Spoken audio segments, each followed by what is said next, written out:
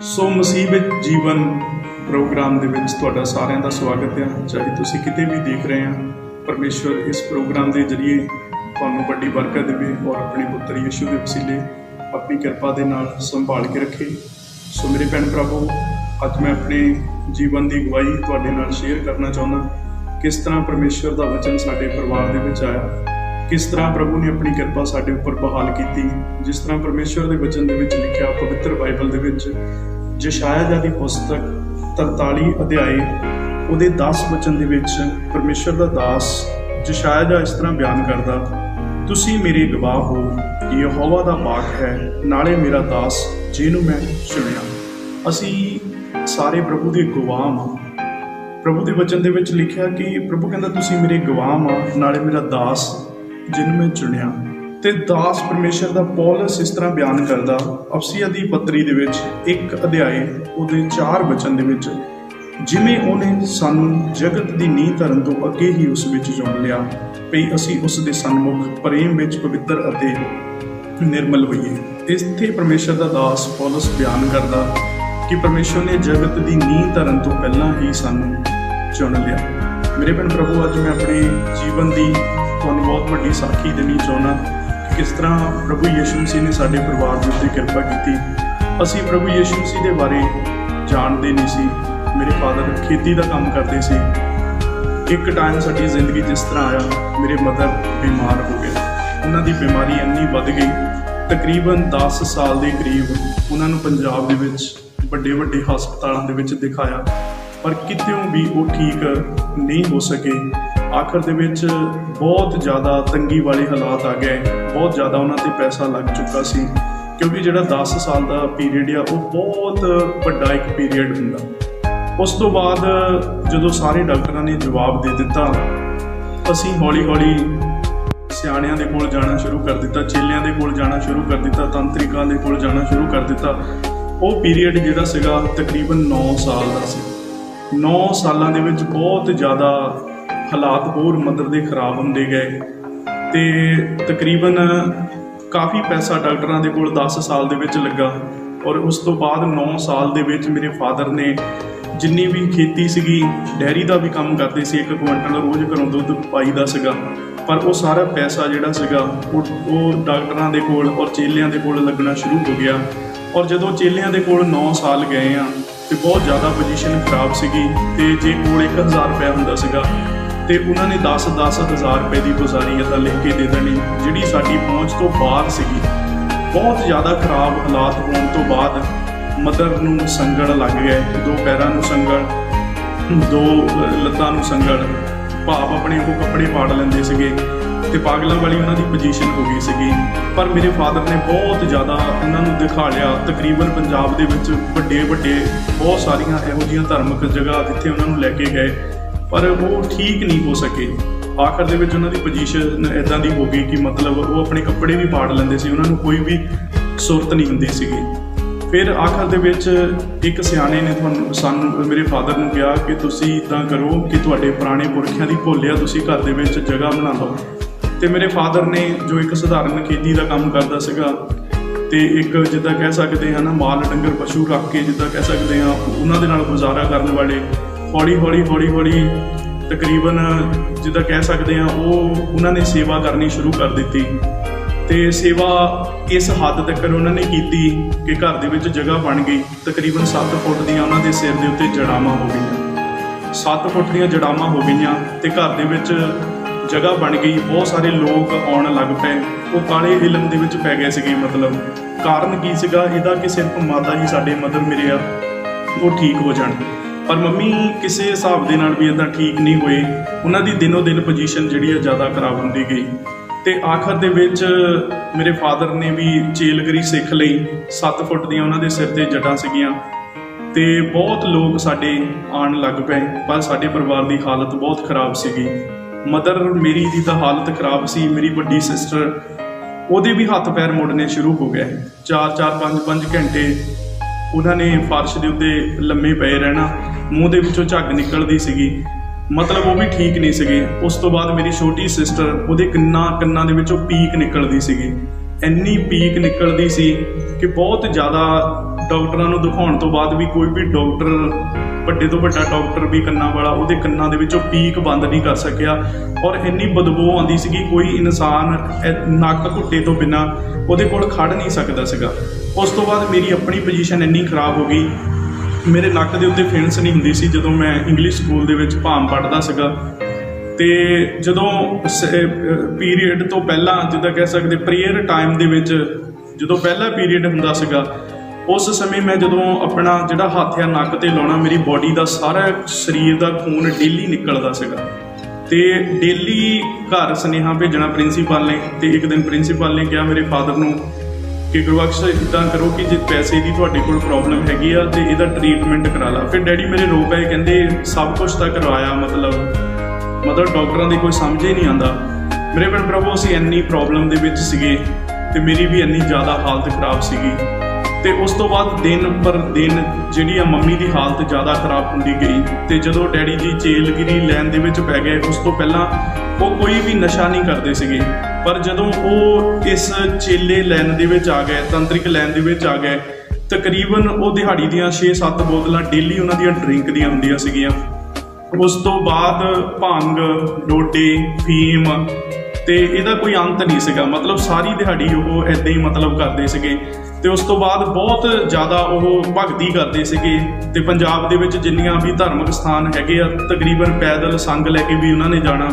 ਪਰ ਜਿੰਨਾ ਅਸੀਂ ਭਗਤੀ ਕਰਦੇ ਗਏ, ਬਹੁਤ ਜ਼ਿਆਦਾ ਦੁਖੀ ਹੁੰਦੇ ਗਏ। ਅਤੇ ਕੋਈ ਵੀ ਰਿਸ਼ਤੇਦਾਰ ਵੀ ਖਬਰ ਲੈਣ ਨਹੀਂ ਆਉਂਦਾ ਸੀਗਾ। ਉਹ ਕਹਿੰਦੇ ਸੀਗੇ ਕਿ ਜੇ ਇਹਨਾਂ ਦੇ ਘਰ ਅਸੀਂ ਜਾਵਾਂਗੇ ਅਤੇ ਸਾਡੇ 'ਤੇ ਵੀ ਅਟੈਕ ਹੋਊਗਾ। ਆਖਰ ਦੇ ਵਿੱਚ ਥੱਕ ਗਏ, ਹਾਰ ਗਏ, ਟੁੱਟ ਗਏ। ਅਤੇ ਮੇਰੇ ਭੈਣ ਭਰਾਵੋ, ਸਾਡੇ 19 ਸਾਲ ਇੱਦਾਂ ਬਤੀਤ ਹੋਏ। ਮਤਲਬ 10 ਸਾਲ ਅਸੀਂ ਆਪਣੀ ਮਦਰ ਨੂੰ ਡਾਕਟਰਾਂ ਦੇ ਕੋਲ ਦਿਖਾ ਲਿਆ ਔਰ 9 ਸਾਲ ਦਾ ਜਿਹੜਾ ਸਮਾਂ ਸੀਗਾ ਉਹ ਅਸੀਂ ਜਿੱਦਾਂ ਕਹਿ ਸਕਦੇ ਹਾਂ ਚੇਲਿਆਂ ਦੇ ਕੋਲ ਗਏ ਹਾਂ। ਉਸ ਤੋਂ ਬਾਅਦ ਸਾਡੀ ਪੋਜੀਸ਼ਨ ਇੰਨੀ ਖਰਾਬ ਹੁੰਦੀ ਗਈ। ਆਖਰ ਦੇ ਵਿੱਚ ਇੱਕ ਦਿਨ ਸਾਨੂੰ ਪ੍ਰਭੂ ਦੇ ਬਾਰੇ ਪਤਾ ਲੱਗਾ। ਮੇਰੀ ਵੱਡੀ ਸਿਸਟਰ, ਸਾਡੇ ਮਾਸੀ ਜੀ ਹੁਣੀ ਪ੍ਰਭੂ ਨੂੰ ਮੰਨਦੇ ਸੀਗੇ, ਉਹ ਚਰਚ ਦੇ ਵਿੱਚ ਜਾਂਦੇ ਸੀਗੇ। ਅਤੇ ਮੇਰੀ ਮਾਸੀ ਦੇ ਰਹਿਣ ਮੇਰੀ ਵੱਡੀ ਸਿਸਟਰ ਚਲੀ ਗਈ ਅਤੇ ਉਹਨੇ ਵਿਸ਼ਵਾਸ ਕੀਤਾ, ਮੇਰੀ ਵੱਡੀ ਭੈਣ ਨੇ, ਜਿੱਦਾਂ ਪ੍ਰਭੂ ਦੇ ਵਚਨ ਦੇ ਵਿੱਚ ਲਿਖਿਆ, ਤੂੰ ਬਚ ਮੈਂ ਤੇਰਾ ਘਰਾਣਾ ਬਚਾਊਂਗਾ। ਜਿਹੜੀ ਪਰਮੇਸ਼ਰ ਦੀ ਯੋਜਨਾ ਉਹ ਸਾਡੇ ਘਰਾਣੇ ਦੇ ਲਈ ਆ। ਜਿਸ ਤਰ੍ਹਾਂ ਪਰਮੇਸ਼ਰ ਨੇ ਅਬਰਾਹਮ ਨੂੰ ਬੁਲਾਇਆ ਔਰ ਉਹਨੂੰ ਕਿਹਾ ਸੀਗਾ ਕਿ ਮੈਂ ਤੈਨੂੰ ਵੱਡੀ ਕੌਮ ਬਣਾਊਂਗਾ, ਰਾਜੇ ਤੇਰੇ ਦੁਆਰਾ ਪੈਦਾ ਹੋਣਗੇ। ਪਰਮੇਸ਼ਰ ਵਾਅਦੇ ਕਰਦਾ ਅਤੇ ਉਹ ਸੱਚੀ ਪੂਰੇ ਕਰਦਾ ਆਪਣੇ ਲੋਕਾਂ ਦੀ ਜ਼ਿੰਦਗੀ 'ਚ। ਇਸੇ ਤਰ੍ਹਾਂ ਮੇਰੀ ਭੈਣ ਨੇ ਵਿਸ਼ਵਾਸ ਕੀਤਾ। ਤਕਰੀਬਨ 5 ਸਾਲ ਉਹ ਇਕੱਲੀ ਵਿਸ਼ਵਾਸ ਕਰਦੀ ਰਹੀ। ਉਹਨੇ ਤੋਬਾ ਕਰ ਲਈ, ਉਹਨੇ ਬਪਤਿਸਮਾ ਲੈ ਲਿਆ, ਕਿਉਂਕਿ ਉਹ ਸਿੱਧੀ ਡੈਡੀ ਨੂੰ ਕਹਿ ਨਹੀਂ ਸਕਦੀ ਸੀ, ਕਿਉਂਕਿ ਡੈਡੀ ਇੱਕ ਬਹੁਤ ਵੱਡੇ ਚੇਲੇ ਸੀਗੇ। ਇੱਕ ਸਧਾਰਨ ਵਿਅਕਤੀ ਨੂੰ ਕਹਿ ਦੇਣਾ ਕਿ ਤੂੰ ਭਰਾਵਾ ਚਰਚ ਦੇ ਵਿੱਚ ਆ ਜਾ, ਪਰ ਇੰਨਾ ਬੰਦਾ ਚੇਲਾ ਜਿਹਦੇ ਮਗਰ ਇੰਨੇ ਲੋਕ ਹੋਣ, ਔਖਾ ਇਸ ਚੀਜ਼ ਦੇ ਲਈ। ਪਰ ਇੱਕ ਸਮਾਂ, ਜਿੱਦਾਂ ਪ੍ਰਭੂ ਦੇ ਵਚਨ ਦੇ ਵਿੱਚ ਲਿਖਿਆ, ਹਰੇਕ ਕੰਮ ਦਾ ਸਮਾਂ ਤੇ ਇੱਕ ਵੇਲਾ, ਅਤੇ ਪ੍ਰਭੂ ਨੇ ਉਹ ਸਮਾਂ ਸਾਡੀ ਜ਼ਿੰਦਗੀ ਦੇ ਵਿੱਚ ਲੈ ਕੇ ਆਂਦਾ। ਅਤੇ ਉਹ ਜਿਹੜੀਆਂ ਦੁਆਵਾਂ ਕੀਤੀਆਂ, ਬਾਈਬਲ ਦੇ ਵਿੱਚ ਲਿਖਿਆ, ਜਿਹੜੀ ਪ੍ਰਭੂ ਵਿੱਚ ਮਿਹਨਤ ਆ ਉਹ ਵਿਅਰਥ ਨਹੀਂ ਹੈਗੀ। ਜਿਹੜੀ ਅਸੀਂ ਅੱਜ ਪ੍ਰਭੂ ਦੇ ਵਿੱਚ ਮਿਹਨਤ ਕਰ ਰਹੇ ਹਾਂ, ਚਾਹੇ ਅਸੀਂ ਪ੍ਰਾਰਥਨਾ ਕਰ ਰਹੇ ਹਾਂ, ਚਾਹੇ ਅਸੀਂ ਵਰਤ ਰੱਖ ਰਹੇ ਹਾਂ, ਚਾਹੇ ਅਸੀਂ ਕੁਛ ਵੀ ਕਰ ਰਹੇ ਹਾਂ, ਉਹਦਾ ਰਿਜ਼ਲਟ ਪਰਮੇਸ਼ਰ ਦੇ ਕੋਲ ਹੈਗਾ। ਕਿਉਂਕਿ ਪ੍ਰਭੂ ਦੇ ਵਚਨ ਦੇ ਵਿੱਚ ਲਿਖਿਆ ਕਿ ਜਿਹੜਾ ਪਰਮੇਸ਼ਰ ਆ ਉਹ ਸਾਡੇ ਕੰਮਾਂ ਦਾ ਸਾਨੂੰ ਫਲ ਜ਼ਰੂਰ ਦਿੰਦਾ ਵਾ। ਉਹ ਸਾਡੀ ਜ਼ਿੰਦਗੀ 'ਚ ਜੋ ਕੁਛ ਵੀ ਅਸੀਂ ਕਰਦੇ ਹਾਂ, ਉਹ ਸਾਡੀ ਜ਼ਿੰਦਗੀ ਦੇ ਵਿੱਚ ਇੱਕ ਦਿਨ ਉਹ ਸਾਨੂੰ ਵਾਪਸ ਮੋੜਦਾ। 5 ਸਾਲ ਤੱਕ ਮੇਰੀ ਭੈਣ ਨੇ ਵਿਸ਼ਵਾਸ ਕੀਤਾ। ਉਹਨੇ ਪ੍ਰੇਅਰ ਕੀਤੀ ਆਪਣੇ ਘਰਾਣੇ ਦੇ ਲਈ। 5 ਸਾਲ ਦੇ ਵਿੱਚ ਇੱਕ ਦਿਨ ਇਹੋ ਜਿਹਾ ਆਇਆ, ਮੇਰੇ ਮਾਸੜ ਤੇ ਮੇਰੀ ਭੈਣ ਘਰ ਦੇ ਵਿੱਚ ਆਏ। ਸਧਾਰਨ ਸ਼ਾਮ ਨੂੰ ਬੈਠੇ ਸੀਗੇ ਅਤੇ ਡੈਡੀ ਹੁਣਾਂ ਦੇ ਨਾਲ ਗੱਲ ਚੱਲ ਰਹੀ ਸੀਗੀ। ਅਤੇ ਮਾਸੜ ਸਾਡੇ ਕਹਿੰਦੇ, ਗੁਰਬਖਸ਼ ਸਿੰਘ, ਤੂੰ ਇਸ ਚੀਜ਼ ਨੂੰ ਦੇਖ ਕਿ ਕਿੰਨਾ ਕੁਛ ਹੋ ਗਿਆ, ਤੂੰ ਇੰਨੀ ਭਗਤੀ ਕਰਦਾ ਵਾ, ਰਾਤ ਦਿਨ ਸਾਰਾ ਕੁਛ ਕਰਦਾ ਵਾ, ਸਾਰਾ ਕੁਛ ਤੂੰ ਕਰਕੇ ਦੇਖ ਲਿਆ, ਪਰ ਪਰਮੇਸ਼ਰ ਹੈਗਾ। ਜਿਸ ਇਨਸਾਨ ਨੇ ਬਹੁਤ ਜ਼ਿਆਦਾ ਠੋਕਰਾਂ ਖਾਧੀਆਂ ਹੋਣ, ਉਹ ਵਿਸ਼ਵਾਸ ਨਹੀਂ ਕਰਦਾ ਬਹੁਤ ਜਲਦੀ, ਕਿਉਂਕਿ ਅਸੀਂ ਸ਼ੁਰੂ ਦੇ ਵਿੱਚ ਪ੍ਰਭੂ ਦੇ ਉੱਤੇ ਨਹੀਂ ਵਿਸ਼ਵਾਸ ਕਰਦੇ ਸੀ। ਸਾਨੂੰ ਪ੍ਰਭੂ ਦੇ ਬਾਰੇ ਪਤਾ ਨਹੀਂ ਸੀਗਾ ਕਿ ਮੁਕਤੀ ਦਾਤਾ ਕੌਣ ਆ। ਅੱਜ ਇਨਸਾਨ ਨੂੰ ਪਤਾ ਨਹੀਂ ਹੈਗਾ ਕਿ ਜੀਵਤ ਪਰਮੇਸ਼ਰ ਕੌਣ ਆ, ਕਿਉਂਕਿ ਅਸੀਂ ਜਦੋਂ ਯਸ਼ਾਇਆ ਦਾ ਖੱਤ ਪੜ੍ਹਦੇ ਹਾਂ, ਜਿਰਮੀਆ ਦਾ ਖੱਤ ਪੜ੍ਹਦੇ ਹਾਂ, ਉਹਦੇ ਵਿੱਚ ਲਿਖਿਆ ਕਿ ਹੇ ਪਰਮੇਸ਼ਰ, ਸਾਡੇ ਉੱਤੇ ਉਹਨਾਂ ਪ੍ਰਭੂਆਂ ਨੇ ਹਕੂਮਤ ਕੀਤੀ ਜਿਹੜੇ ਅਸਲ ਦੇ ਵਿੱਚ ਪ੍ਰਭੂ ਨਹੀਂ ਸੀਗੇ। ਅੱਜ ਹਰ ਇੱਕ ਇਨਸਾਨ ਜਿਹੜਾ ਪਰਮੇਸ਼ਰ ਨੂੰ ਕਿਸੇ ਨਾ ਕਿਸੇ ਰੂਪ ਦੇ ਵਿੱਚ ਮਿਲਣਾ ਚਾਹੁੰਦਾ ਵਾ, ਭਗਤੀ ਕਰਦਾ। ਉਹ ਕਹਿੰਦਾ ਮੈਂ ਸ਼ਾਇਦ ਇੱਕ ਇਨਸਾਨ ਪੱਥਰ ਦੀ ਭਗਤੀ ਕਰਦਾ, ਉਹ ਸੋਚਦਾ ਸ਼ਾਇਦ ਮੈਂ ਰੱਬ ਦੀ ਹੀ ਭਗਤੀ ਕਰ ਰਿਹਾ, ਪਰ ਇਹ ਨਹੀਂ ਹੈਗੀ। ਕਿਉਂਕਿ ਜਿਹੜਾ ਪਰਮੇਸ਼ਰ ਆ ਉਹ ਹੱਥਾਂ ਦੇ ਬਣਾਏ ਹੋਏ ਮੰਦਿਰਾਂ ਦੇ ਵਿੱਚ ਨਹੀਂ ਵੱਸਦਾ। ਪ੍ਰਭੂ ਦੇ ਵਚਨ 'ਚ ਲਿਖਿਆ, ਆਕਾਸ਼ ਮੇਰਾ ਸਿੰਘਾਸਣ, ਧਰਤੀ ਮੇਰੇ ਪੈਰ ਰੱਖਣ ਦੀ ਚੌਂਕੀ ਆ। ਔਰ ਅਸਲ ਦੇ ਵਿੱਚ ਉਹ ਜੀਵਨ ਉਹਨੇ ਫਿਰ ਸਾਨੂੰ ਕੀ ਆ, ਆਪਣੇ ਮੰਦਿਰ ਬਣਾਇਆ।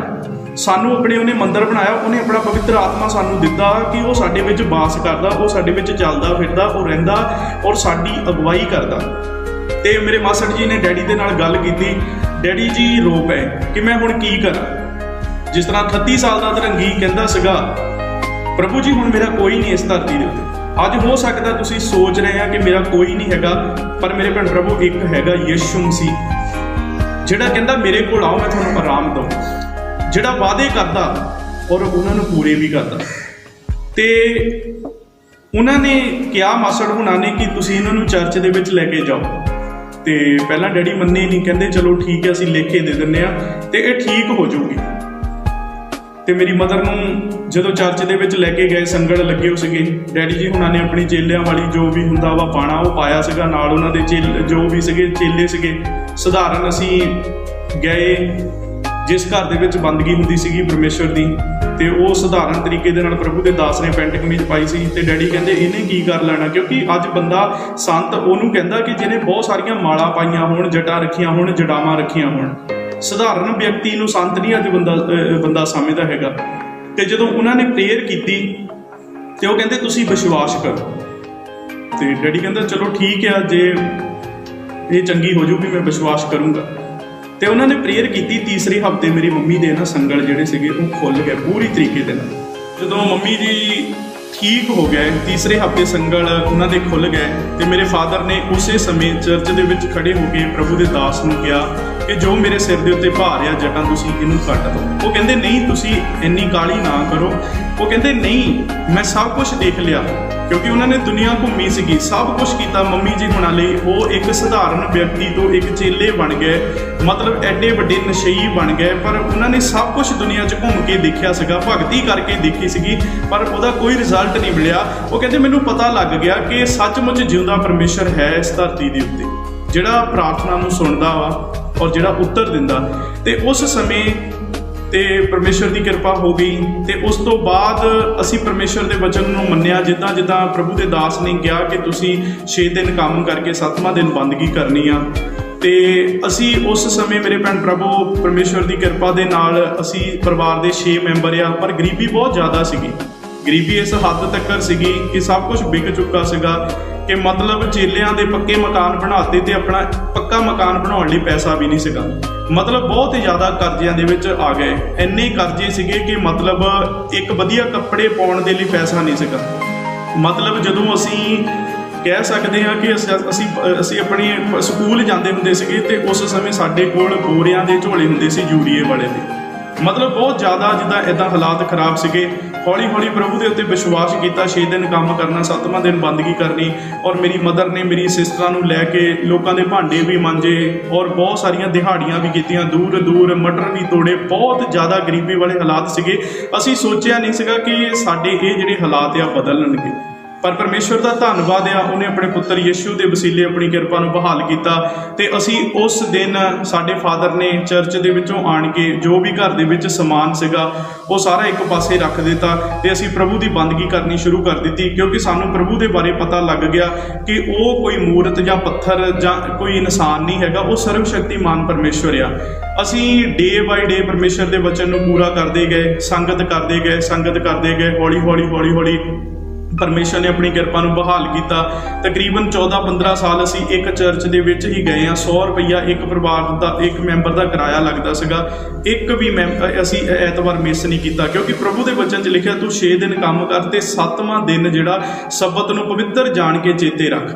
ਜਦੋਂ ਅਸੀਂ ਪਹਿਲ ਆਪਣੀ ਜ਼ਿੰਦਗੀ ਦੇ ਵਿੱਚ ਪਰਮੇਸ਼ਵਰ ਨੂੰ ਦਿੰਦੇ ਹਾਂ ਤੇ ਪਰਮੇਸ਼ਵਰ ਵੀ ਸਾਡੀ ਜ਼ਿੰਦਗੀ ਦੇ ਵਿੱਚ ਵੱਡੇ ਵੱਡੇ ਕੰਮਾਂ ਨੂੰ ਕੀ ਆ ਕਰਦਾ। ਤੇ ਅਸੀਂ 14 ਸਾਲ ਦੇ ਕਰੀਬ ਪਰਮੇਸ਼ਵਰ ਦੀ ਕਿਰਪਾ ਦੇ ਨਾਲ ਪ੍ਰਭੂ ਦੀ ਹਜ਼ੂਰੀ ਦੇ ਵਿੱਚ ਗਏ। ਤੇ ਉਸ ਤੋਂ ਬਾਅਦ ਪ੍ਰਭੂ ਦੇ ਵਿੱਚ ਮੇਰੇ ਫਾਦਰ ਨੇ ਵਧਣਾ ਸ਼ੁਰੂ ਕੀਤਾ। ਬਹੁਤ ਜ਼ਿਆਦਾ ਉਹ ਪਰਮੇਸ਼ਵਰ ਦੇ ਕੰਮਾਂ ਦੇ ਵਿੱਚ ਸੀਗੇ, ਕਿਉਂਕਿ ਉਹਨਾਂ ਨੇ ਪ੍ਰਭੂ ਦੇ ਵਿੱਚ ਆਉਣ ਤੋਂ ਪਹਿਲਾਂ ਜਦੋਂ ਚੇਲੇ ਬਣੇ ਆ, ਕਈ ਵਾਰ ਸੁਸਾਈਡ ਕਰਨ ਦੀ ਕੋਸ਼ਿਸ਼ ਕੀਤੀ, ਕਈ ਵਾਰ ਜ਼ਹਿਰ ਵੀ ਪੀਤੀ ਕਿ ਮੈਂ ਮਰ ਜਾਵਾਂ, ਇਹਨਾਂ ਹਾਲਾਤਾਂ ਦੇ ਨਾਲੋਂ ਮਰਨਾ ਚੰਗਾ। ਜਿੱਦਾਂ ਅੱਜ ਇਨਸਾਨ ਕੀ ਕਰਦੇ ਆ, ਥੋੜੀ ਜਿਹੀ ਮੁਸੀਬਤ ਆਉਣ ਤੇ ਸੁਸਾਈਡ ਕਰ ਲੈਂਦੇ ਆ ਮੇਰੇ ਭੈਣ ਪ੍ਰਭੂ। ਪਰ ਪਰਮੇਸ਼ਵਰ ਦਾ ਧੰਨਵਾਦ ਆ ਕਿ ਜਿਹਨੂੰ ਪਰਮੇਸ਼ਵਰ ਨੇ ਰੱਖਣਾ, ਜਿਹਦੇ ਤੋਂ ਪਰਮੇਸ਼ਵਰ ਨੇ ਸੇਵਾ ਲੈਣੀ ਆ, ਤੇ ਉਹ ਇਨਸਾਨ ਭੱਜ ਨਹੀਂ ਸਕਦਾ। ਜਿਸ ਤਰ੍ਹਾਂ ਮੈਂ ਤੁਹਾਨੂੰ ਪਹਿਲਾਂ ਦੱਸਿਆ, ਪ੍ਰਭੂ ਕਹਿੰਦਾ ਤੁਸੀਂ ਨਹੀਂ ਬਲਕਿ ਮੈਂ ਤੁਹਾਨੂੰ ਚੁਣਿਆ, ਨਾਲੇ ਮੇਰਾ ਜਿਹੜਾ ਦਾਸ। ਜੇ ਤੁਹਾਡੇ ਲਈ ਪਰਮੇਸ਼ਵਰ ਦੀ ਯੋਜਨਾ ਵਾ, ਜਿਸ ਤਰ੍ਹਾਂ ਯਿਸੂ ਮਸੀਹ ਨੇ 70 ਚੇਲੇ ਚੁਣੇ, 70 ਤੋਂ ਬਾਅਦ ਉਹਨੇ 12 ਚੁਣੇ, ਔਰ 12 ਨੂੰ ਚੁਣਨ ਤੋਂ ਪਹਿਲਾਂ ਉਹਨੇ ਸਾਰੀ ਰਾਤ ਪ੍ਰਾਰਥਨਾ ਕੀਤੀ, ਔਰ ਜਦੋਂ ਦਿਨ ਚੜ੍ਹਿਆ ਔਰ ਉਹਨੇ 12 ਨੂੰ ਕੀ ਰਸੂਲ ਠਹਿਰਾਇਆ ਕਿ ਉਹਦੇ ਨਾਲ ਰਹਿਣ।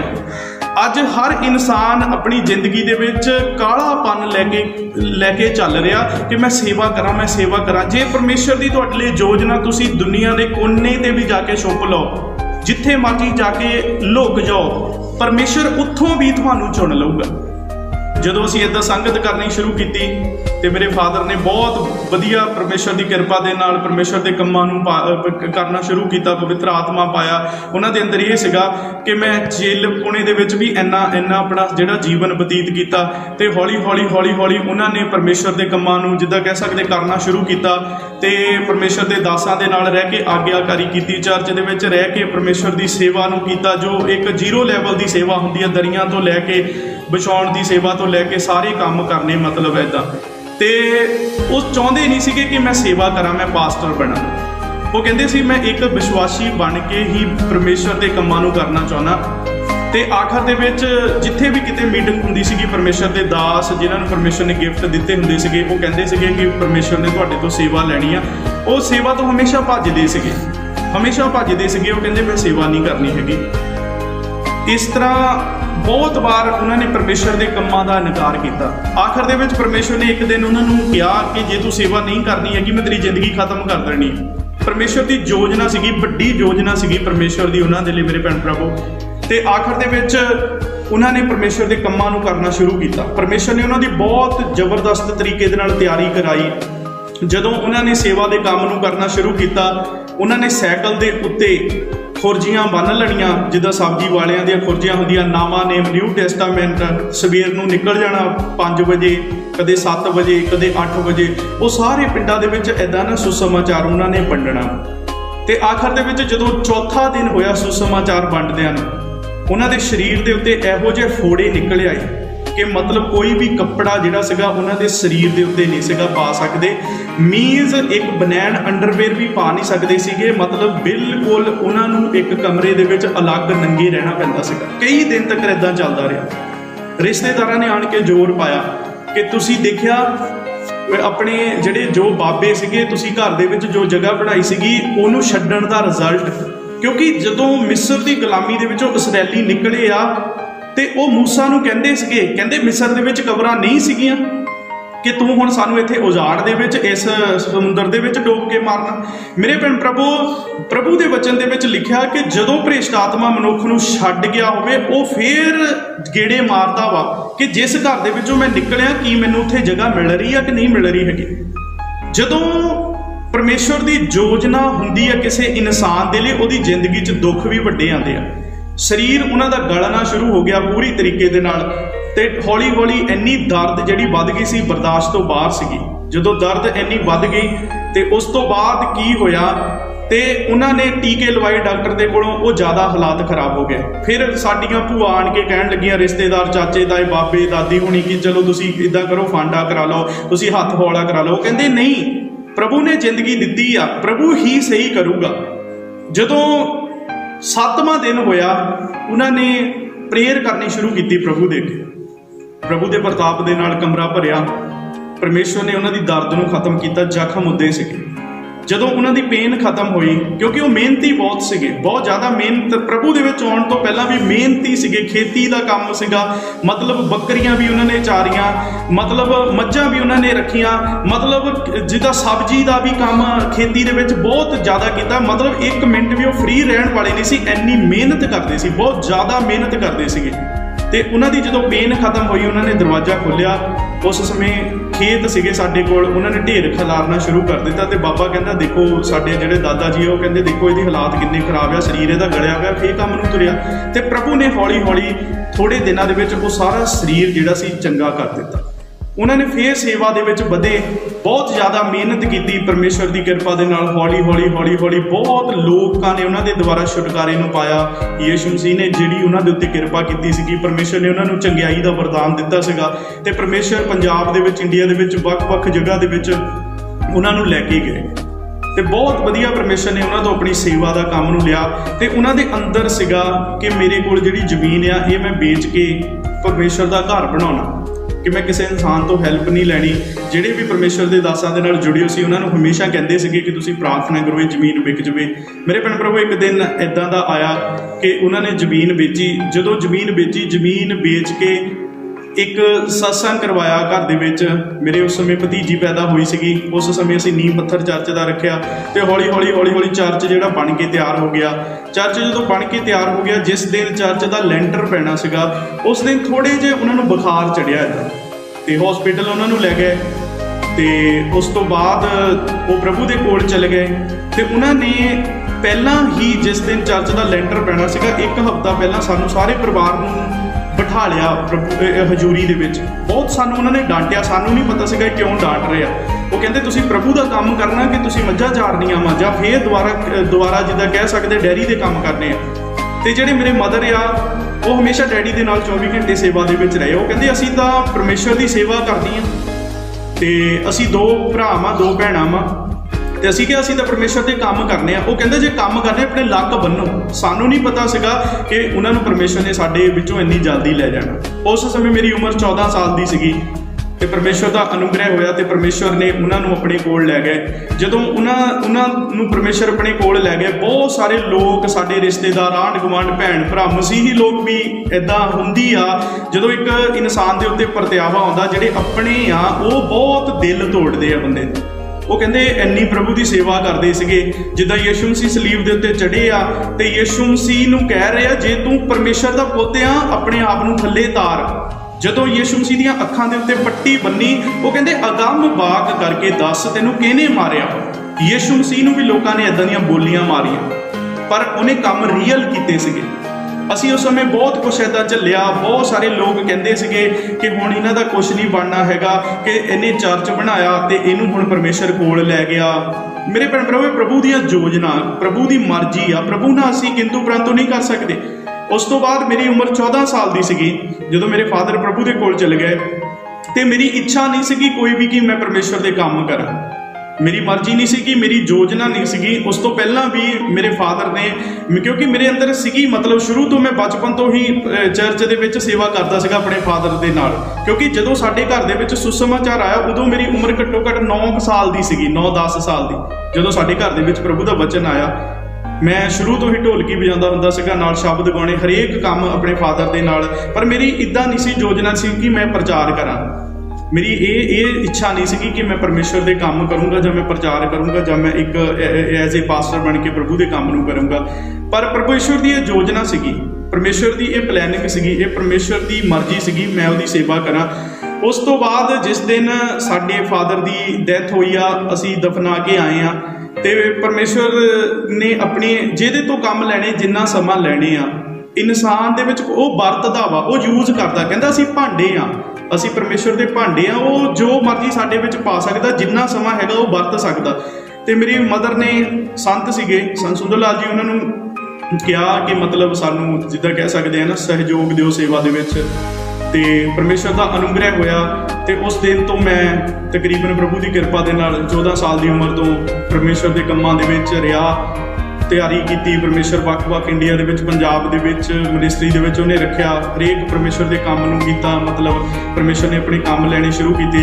जदों जदों परमेश्वर के काम मेरी जिंदगी दे विच स्टार्ट होया, मेरे बहुत ज़्यादा पेन हुंदी सी, शरीर दे विच बहुत ज़्यादा पेन हुंदी सी। मेरे पत्थरी सी, मेरे पत्थरी इन्नी दर्द हुंदी सी, मतलब मरण वाली हालत हो जाती सी जदों पत्थरी की दर्द हुंदी सी। पर एक टाइम इदां दा आया, डॉक्टर ने कहा, एक समय असीं किसी अपने विश्वासी भरा के घर दे विच सीगे, उस तो रात में 1-2 बजे दर्द हुई तो मैनूं हॉस्पिटल ले जाया गया। जदों मैनूं उत्थे हॉस्पिटल ले जाया गया, डॉक्टर कहते इमीजिएटली ऑपरेशन करना। ਤੇ ਮੈਂ ਤਿਆਰ ਹੋ ਗਿਆ, ਪਰ ਪ੍ਰਭੂ ਦੇ ਬੰਦਿਆਂ ਨੇ ਕਿਹਾ ਕਿ ਨਹੀਂ ਚਲੋ ਅਸੀਂ ਪ੍ਰੇਅਰ ਕਰਦੇ ਹਾਂ। ਤੇ ਮੈਂ ਘਰ ਦੇ ਵਿੱਚ ਆਣ ਕੇ ਚਰਚ ਬੰਦ ਕਰਕੇ ਪ੍ਰੇਅਰ ਕੀਤੀ ਤੇ ਪਰਮੇਸ਼ਰ ਨੇ ਉਹ ਪੱਥਰੀ ਜਿਹੜੀ ਆ ਬਾਹਰ ਕੱਢ ਦਿੱਤੀ। ਅੱਜ ਤੱਕ ਉਹ ਦਰਦ ਨਹੀਂ ਹੋਈ ਮੈਨੂੰ, ਮੈਂ 14-15 ਸਾਲ ਹੋ ਗਏ ਆ। ਉਸ ਤੋਂ ਬਾਅਦ ਪਰਮੇਸ਼ਰ ਦਾ ਅਨੁਗ੍ਰਹਿ ਸਾਡੀ ਜ਼ਿੰਦਗੀ ਦੇ ਵਿੱਚ ਹੋਇਆ। ਪਰਮੇਸ਼ਰ ਦੇ ਅਸੀਂ ਕੰਮਾਂ ਦੇ ਵਿੱਚ ਵਧੇ ਹਾਂ ਤੇ ਪਰਮੇਸ਼ਰ ਨੇ ਇੱਦਾਂ ਸਾਡੇ ਪਰਿਵਾਰ ਦੇ ਉੱਤੇ ਕਿਰਪਾ ਬਹਾਲ ਕੀਤੀ। ਪਰਮੇਸ਼ਰ ਨੇ ਸਾਨੂੰ ਚੁਣਿਆ ਔਰ ਉਸ ਦਿਨ ਤੋਂ ਲੈ ਕੇ ਪਰਮੇਸ਼ਰ ਅੱਜ ਆਪਣੇ ਵੱਖ-ਵੱਖ ਕੰਮ ਉਹਨੇ ਮੇਰੀ ਜ਼ਿੰਦਗੀ ਦੇ ਵਿੱਚ ਕੀਤੇ ਆ। ਪਰਮੇਸ਼ਰ ਵੱਡੀਆਂ ਜਗ੍ਹਾ ਦੇ ਉੱਤੇ ਲੈ ਕੇ ਗਿਆ ਤੇ ਪਰਮੇਸ਼ਰ ਨੇ ਕਿਸੇ ਵੀ ਚੀਜ਼ ਦੀ ਕਮੀ ਘਾਟ ਨਹੀਂ ਇੱਦਾਂ ਰਹਿਣ ਦਿੱਤੀ। ਪਰਮੇਸ਼ਰ ਦਾ ਅਨੁਗ੍ਰਹਿ, ਪਰਮੇਸ਼ਰ ਦੀ ਦਇਆ ਵਾ ਕਿ ਪਰਮੇਸ਼ਰ ਨੇ ਸਾਡੇ ਘਰਾਣੇ ਨੂੰ ਆਪਣੀ ਸੇਵਾ ਦੇ ਲਈ ਚੁਣਿਆ ਔਰ ਉਸ ਤੋਂ ਬਾਅਦ ਪਰਮੇਸ਼ਰ ਨੇ ਆਪਣੇ ਭਵਨ ਨੂੰ ਤਿਆਰ ਕਰਵਾਇਆ। ਤੇ ਪਰਮੇਸ਼ਰ ਦੀ ਕਿਰਪਾ ਕਿ ਅੱਜ ਬਹੁਤ ਸਾਰੇ ਲੋਕ ਜਿਹੜੇ ਆ ਪ੍ਰਭੂ ਦੇ ਘਰ ਦੇ ਵਿੱਚ ਆ ਕੇ ਸ਼ਿਫਾ ਨੂੰ ਪਾ ਰਹੇ ਆ, ਛੁਟਕਾਰੇ ਨੂੰ ਪਾ ਰਹੇ ਔਰ ਬਹੁਤ ਸਾਰੇ ਇਸ ਜਗ੍ਹਾ ਦੇ ਉੱਤੇ ਭੈਣ ਭਰਾ ਆਏ ਤੇ ਜਿਨ੍ਹਾਂ ਨੂੰ ਪਰਮੇਸ਼ਰ ਨੇ ਐਜ ਏ ਪਾਸਟਰ ਵੀ ਨਿਯੁਕਤ ਕੀਤਾ। ਉਹ ਅੱਜ ਅਲੱਗ-ਅਲੱਗ ਜਗ੍ਹਾ ਦੇ ਉੱਤੇ ਸੇਵਾ ਕਰ ਰਹੇ ਆ, ਪ੍ਰਭੂ ਦਾ ਕੰਮ ਕਰ ਰਹੇ ਆ। ਔਰ ਮੇਰੀ ਫੈਮਿਲੀ ਆ ਉਹੀ ਮਦਰ ਜਿਨ੍ਹਾਂ ਨੂੰ ਇੱਕ ਸਮੇਂ ਸੰਗਲ ਲੱਗੇ ਸੀਗੇ ਤੇ ਪਰਮੇਸ਼ਰ ਨੇ ਉਹਨਾਂ ਤੋਂ ਹੀ ਆਪਣੇ ਕੰਮ ਜਿੱਦਾਂ ਕਹਿ ਸਕਦੇ ਅੱਜ ਤੱਕ ਉਹ ਲੈ ਰਿਹਾ ਵਾ। ਸੋ ਪ੍ਰਭੂ ਦਾ ਸ਼ੁਕਰ ਆ ਕਿ ਪਰਮੇਸ਼ਰ ਜਿਹੜਾ ਜ਼ਿੰਦਗੀਆਂ ਨੂੰ ਬਦਲਦਾ। ਸੋ ਮੇਰੇ ਭੈਣ ਭਰਾਵੋ, ਮੈਂ ਤੁਹਾਡਾ ਸ਼ੁਕਰ ਕਰਦਾ, ਮੈਂ ਪ੍ਰਭੂ ਦਾ ਧੰਨਵਾਦ ਕਰਦਾ ਕਿ ਜੋ ਤੁਸੀਂ ਇਸ ਗਵਾਹੀ ਨੂੰ ਸੁਣ ਰਹੇ ਆ ਔਰ ਮੈਨੂੰ ਵਿਸ਼ਵਾਸ ਹੈ ਕਿ ਜਦੋਂ ਤੁਸੀਂ ਇਸ ਗਵਾਹੀ ਨੂੰ ਸੁਣੋਗੇ ਪ੍ਰਭੂ ਤੁਹਾਡੀ ਜ਼ਿੰਦਗੀ 'ਚ ਵੀ ਵੱਡੇ ਕੰਮ ਕਰੂਗਾ। ਸਾਰੇ ਭੈਣ ਭਰਾਵਾਂ ਨੂੰ ਜੈ ਮਸੀਹ। ਮਸੀਹ ਵਿੱਚ ਜੀਵਨ ਪ੍ਰੋਗਰਾਮ AK ਰੈਵਲੇਸ਼ਨ, ਜਿਨ੍ਹਾਂ ਨੂੰ ਪਰਮੇਸ਼ਰ ਨੇ ਆਪਣੀ ਕਿਰਪਾ ਦੇ ਦੁਆਰਾ ਚੁਣਿਆ ਔਰ ਇਹ ਬੋਝ ਦਿੱਤਾ ਕਿ ਇਸ ਚੈਨਲ ਦੇ ਰਾਹੀਂ ਕਿ ਸੁਸਮਾਚਾਰ ਜਿਹੜਾ ਪੂਰੀ ਦੁਨੀਆ ਦੇ ਵਿੱਚ ਫੈਲਾਇਆ ਜਾਵੇ। ਇਹ ਇਹਨਾਂ ਦੀ ਕੋਈ ਆਪਣੀ ਪਲੈਨਿੰਗ ਨਹੀਂ ਸੀਗੀ, ਇਹ ਪ੍ਰਭੂ ਦੀ ਯੋਜਨਾ ਸੀਗੀ ਜੋ ਪ੍ਰਭੂ ਨੇ ਇਹਨਾਂ ਨੂੰ ਚੁਣਿਆ। ਸੋ ਪਰਮੇਸ਼ਰ ਦਾ ਧੰਨਵਾਦ ਕਰਦਾ। ਸੋ ਆਖਰ ਦੇ ਵਿੱਚ ਮੈਂ ਤੁਹਾਡੇ ਸਾਰਿਆਂ ਲਈ ਪ੍ਰਾਰਥਨਾ ਕਰਨੀ ਚਾਹੁੰਦਾ ਕਿ ਪਰਮੇਸ਼ਰ ਨੇ ਜਿਸ ਤਰ੍ਹਾਂ ਸਾਡੇ ਉੱਤੇ ਕਿਰਪਾ ਕੀਤੀ ਹੈ ਤੁਹਾਡੇ ਸਾਰਿਆਂ ਦੇ ਉੱਤੇ ਪ੍ਰਭੂ ਆਪਣੀ ਕਿਰਪਾ ਨੂੰ ਬਣਾਈ ਰੱਖੇ। ਸੋ ਆਓ ਅਸੀਂ ਆਪਣੀਆਂ ਸਾਰੇ ਅੱਖਾਂ ਨੂੰ ਬੰਦ ਕਰਾਂਗੇ, ਪ੍ਰਾਰਥਨਾ ਕਰਾਂਗੇ। हे ਸਾਮਰਥੀ ਪਿਤਾ ਪਰਮੇਸ਼ਰ, ਯਿਸੂ ਮਸੀਹ ਦੇ ਸ਼ਕਤੀਸ਼ਾਲੀ ਨਾਮ ਦੇ ਵਿੱਚ ਪ੍ਰਭੂ ਜੀ ਅਸੀਂ ਤੇਰਾ ਸ਼ੁਕਰ ਕਰਦੇ ਹਾਂ ਜੋ ਤੁਸੀਂ ਆਪਣੇ ਪੁੱਤਰ ਯਿਸੂ ਦੇ ਵਸੀਲੇ ਸਾਨੂੰ ਚੁਣਿਆ ਔਰ ਠਹਿਰਾਇਆ। ਮੰਗ ਕਰਦੇ ਮੇਰੇ ਪਿਤਾ ਪਰਮੇਸ਼ਰ ਇਸ ਮਹਾਨ ਪ੍ਰਭੂ ਚੈਨਲ ਦੇ ਜ਼ਰੀਏ ਜਿੱਥੇ ਵੀ ਮਹਾਨ ਪਿਤਾ ਪਰਮੇਸ਼ਰ ਜਿਸ ਵੀ ਕੰਟਰੀ ਦੇ ਵਿੱਚ ਲੋਕ ਦੇਖਣ ਤੇਰੀ ਸਾਮਰਥ ਨੂੰ ਪਾਉਣ। ਯਿਸੂ ਮਸੀਹ ਦੇ ਨਾਮ ਦੇ ਵਿੱਚ ਅੱਜ ਵੀ ਜਿੰਨੇ ਲੋਕ ਹਨੇਰੇ ਦੇ ਵਿੱਚ ਆ ਉਹਨਾਂ ਦੀ ਜ਼ਿੰਦਗੀ ਦੇ ਵਿੱਚ ਚਾਨਣ ਚਮਕੇ। ਅੱਜ ਵੀ ਜਿੰਨੇ ਲੋਕ ਬੰਦੁਆਈ ਦੇ ਵਿੱਚ ਆ, ਜਿੰਨੇ ਵੀ ਲੋਕ ਜਕੜੇ ਹੋਏ ਆ ਔਰ ਜਿੰਨੇ ਵੀ ਲੋਕ ਮਹਾਨ ਪਿਤਾ ਪਰਮੇਸ਼ਰ ਅੱਜ ਤੇਰੇ ਤੋਂ ਦੂਰ ਆ, ਕਿਉਂਕਿ ਤੁਸੀਂ ਸਾਨੂੰ ਸੇਵਕਾਈ ਦਿੱਤੀ ਆ। ਮਹਾਨ ਪਿਤਾ ਤੁਸੀਂ ਸਾਨੂੰ ਮਿਲਾਪ ਦੀ ਸੇਵਕਾਈ ਦਿੱਤੀ ਆ ਔਰ ਤੁਸੀਂ ਉਹ ਮਿਲਾਪ ਆਪਣੇ ਪੁੱਤਰ ਯਿਸੂ ਦੇ ਵਸੀਲੇ ਸਾਡਾ ਮਹਾਨ ਪਿਤਾ ਪਰਮੇਸ਼ਰ ਆਪਣੇ ਨਾਲ ਕਰਾਇਆ। ਤੁਹਾਡਾ ਸ਼ੁਕਰ ਕਰਦੇ ਆ ਮਹਾਨ ਪਿਤਾ ਪਰਮੇਸ਼ਰ, ਸਾਡੀ ਜ਼ਿੰਦਗੀ 'ਚ ਸਾਡੀ ਮਰਜ਼ੀ ਨਹੀਂ ਬਲਕਿ ਤੁਹਾਡੀ ਮਰਜ਼ੀ ਪੂਰੀ ਹੋਵੇ ਔਰ ਤੁਹਾਡਾ ਪਵਿੱਤਰ ਆਤਮਾ ਹਮੇਸ਼ਾ ਸਾਡੀ ਅਗਵਾਈ ਕਰਦਾ ਰਹੇ। ਧੰਨਵਾਦ ਕਰਦੇ ਆ ਮਹਾਨ ਪਿਤਾ ਪਰਮੇਸ਼ਰ, ਜਿਨ੍ਹਾਂ ਭੈਣ ਭਰਾਵਾਂ ਤੱਕ ਮਹਾਨ ਪਿਤਾ ਪਰਮੇਸ਼ਰ ਤੁਹਾਡੀ ਮਹਾਨ ਪਿਤਾ ਪਰਮੇਸ਼ਰ ਯੋਜਨਾ ਮਹਾਨ ਪ੍ਰਭੂ ਤੁਹਾਡੀ ਮਹਾਨ ਪਿਤਾ ਪਰਮੇਸ਼ਰ ਕਿਰਪਾ ਇੱਕ ਜ਼ਿੰਦਗੀ ਦੇ ਵਿੱਚ ਹੋਵੇ। ਮੇਰੇ ਸਾਮਰਥੀ ਪ੍ਰਭੂ ਜੀ ਇੱਕ ਜੀਵਨ ਨੂੰ ਆਪਣੇ ਸੱਜੇ ਹੱਥ ਨਾਲ ਸੰਭਾਲਿਓ ਔਰ ਇੱਕ ਜੀਵਨ ਨੂੰ ਬਰਕਤ ਦਿਓ। ਤੁਹਾਡੇ ਨਾਮ ਨੂੰ ਮੈਂ ਮੰਗਦੇ ਇਸ ਪ੍ਰਾਰਥਨਾ ਨੂੰ ਸੁਣਨ ਦੇ ਲਈ ਤੁਹਾਡਾ ਧੰਨਵਾਦ। ਪ੍ਰਭੂ ਯਿਸੂ ਮਸੀਹ ਦੇ ਪਵਿੱਤਰ ਨਾਮ 'ਚ ਮੰਗਦੇ ਹਾਂ।